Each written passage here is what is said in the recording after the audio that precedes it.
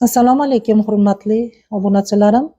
Bugungi mavzu yana kistalar, miomalar haqida.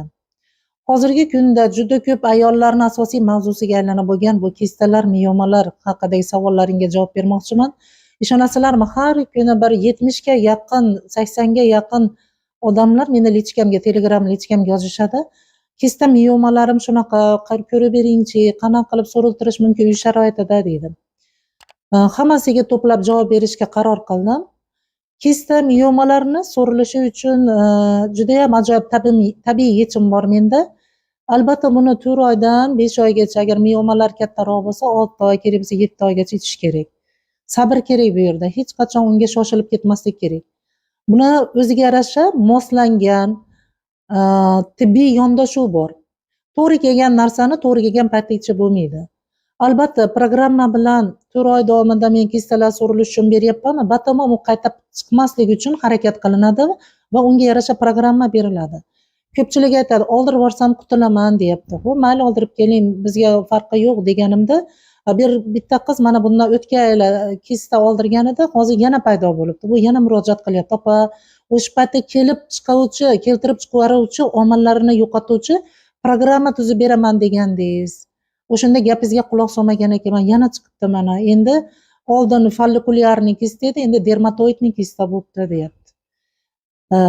Albatta, azizlar, mutaxassis sifatida uzoq yillik, 18 yillik tajribaga ega mutaxassis sifatida sizlarga shuni tavsiya bergan bo'lardimki, sizga o'shini bekordan bekorga 4 oylik yoki 5 oy iching, 3 oy iching, 1 oy iching deyilmaydi. Bu yerda tagida, zamirida tajriba yotadi. Chunki juda ko'p bemorlarda, klientlarda, patsientlarda o'shini sinab ko'rganmiz. Ular birinchi bo'lib zo'r chiqqan rezultatlarni, programmalarni yozib boramiz.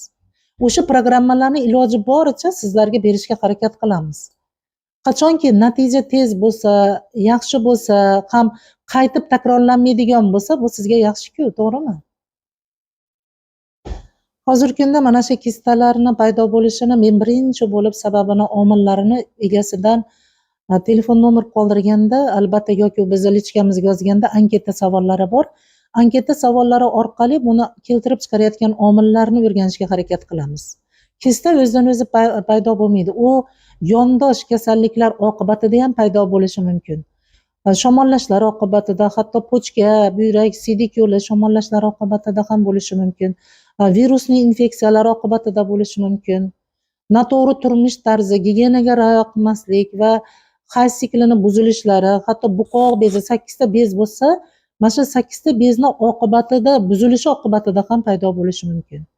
Bularning hammasini sababini bilib turib, keyin unga programma asosida borsak, ana unda natija ham 100% chiqadi. Albatta, zo'r yechim yoki zo'r natija bizga ham kerak.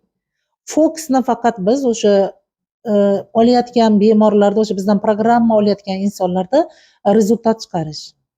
Rezultat qancha yaxshi bo'lsa, minnatdorchilik odzivlari kelgan paytda, minnatdorchilik xatlari kelgan paytda biz ham juda ham quvonch bilan qarshilaymiz, juda ham xursand bo'lamiz. Shuning uchun azizlar, sizni bu kasallikka chalingan bo'lsangiz, albatta bunga tabiiy yechim bor. Uy sharoitida ochiqcha rasvod qilmaysiz. Mana bitta joyga yotaman desangiz, hozir xususiy nimalar ko'paygan, har xil davolaydigan muassasalar ko'paygan. Bir kuniga yotadigan bo'lsangiz, kamida 500 mingdan 1 milliongacha chiqim ketadi. Kamida 10 kun yotishingiz kerak. Demak, 10 million siz oshiqcha rasvod kerak emas. Mana hozir sizga men beradigan yechim orqali 1 oyingizga 1 million 100 minglik programma ketadi. Albatta, dastavkalari ham ichida, mutaxassis maslahatlari ichida, sizni Telegram lichkalaringizda bo'lgan asosiy ichish tartiblari, qanaqa ovqatlanasiz, bular haqidagi barcha ma'lumotlar ham buning ichida bo'ladi. Shuning uchun azizlar, bemalol kista, miomalar, srogi kattalar bilan ishlamaymiz, to'g'risi xafa bo'lmanglar. Srogi kattalar emas, o'zimiz belgilab davolashdan natija olgan razmergacha, miomalargacha biz ishlashimiz mumkin. Kimda kista, miomalar bezovta qilayotganmiz, ayniqsa yangi boshlanganlar bo'lsa, bemalol murojaat qilinglar. Albatta, hammasiga yechim bor, qo'rqmanglar. Bu yomon sifatli o'simtalar emas, yaxshi sifatli o'simta. Faqat oldini olib tezroq harakat qilsangiz bo'ldi. To qimmat kuniga 1 milliondan chiqimga emas, arzimagan bir kuningizga chiqadi. Hozir mana kalkulyatorda hisoblab beraman.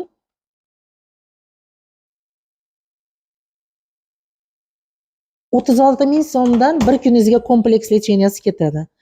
Yana oshiqcha rasxodlarsiz, oshiqcha cho'ntagingizdan pullar ham chiqib ketmaydi. Xuddi mana shu programma bizga kerak, programma tuzib bering va o'sha tuzgan programmangiz asosida mahsulotlarni ham, tabiiy mahsulotni ham jo'natib bering desangiz, biz albatta O'zbekistonning qayerida bo'lmang, hatto Rossiyada ham, Turkiyada ham buni dastavka qilishni iloji bor. Bemalol video so'ngida telefon nomerlari qoldirilgan, kommentariylarga bemalol yozishingiz mumkin. Albatta Telegram kanalimga o'tib olishni sizlarga maslahat bergan bo'lardim. Video so'ngida Telegram kanalimizni linkini ham, silkasini ham tashlab qo'yamiz. Albatta unga o'tib olinglar, xuddi Tabiiy shifo nomidagi Telegram kanalimizga. Bu yerda men jonli efirlarim bor, jonli efirlar orqali ham maslahatlar olishingiz mumkin. Azizlar, aziz ayollarimiz, ayol qizlarimiz, hech qachon bu kasallikdan qo'rqmang. Albatta bunga yechim bor. Omon bo'linglar.